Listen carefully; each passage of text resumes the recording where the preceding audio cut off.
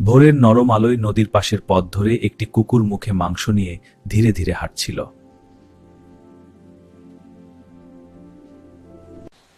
তার চোখে ছিল আনন্দ, কারণ আজ সে অনেক কষ্ট করে এই মাংসের টুকরোটি পেয়েছে।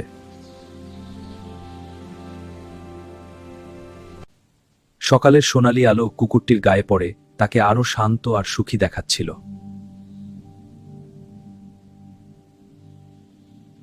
হাঁটতে হাঁটতে সে একটি পুরনো কাঠের সেতুর কাছে এসে পৌঁছালো।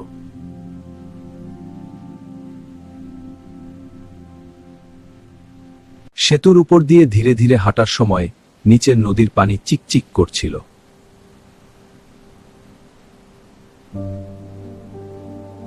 হঠাৎ কুকুরটির চোখ নদীর পানির দিকে চলে গেল।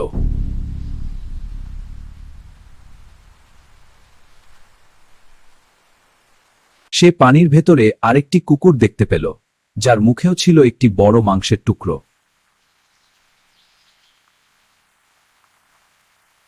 কুকুরটির মনে লোভ জেগে উঠল।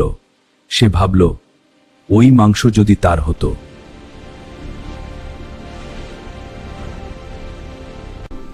লোভে পড়ে সে ধীরে ধীরে সেতুর কিনারার দিকে এগিয়ে গেল।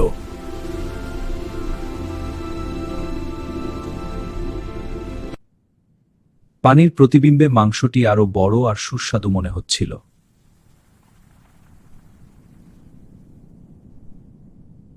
কুকুরটি স্থির চোখে সেই প্রতিবিম্বের দিকে তাকিয়ে রইল।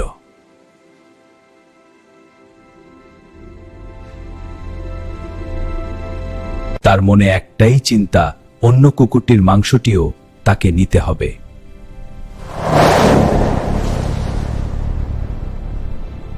হঠাৎ সে জোরে ঘেউ ঘেউ করতে মুখ খুলল।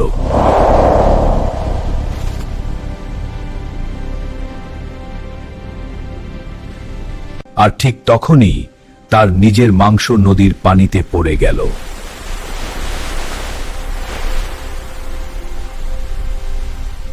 পানির স্রোত ধীরে ধীরে মাংসটিকে দূরে ভাসিয়ে নিয়ে যেতে লাগল।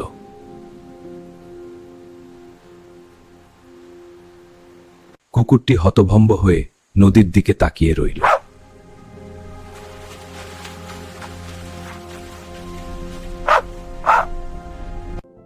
তখন সে বুঝতে পারল, অতিরিক্ত লোভই তার ক্ষতির কারণ।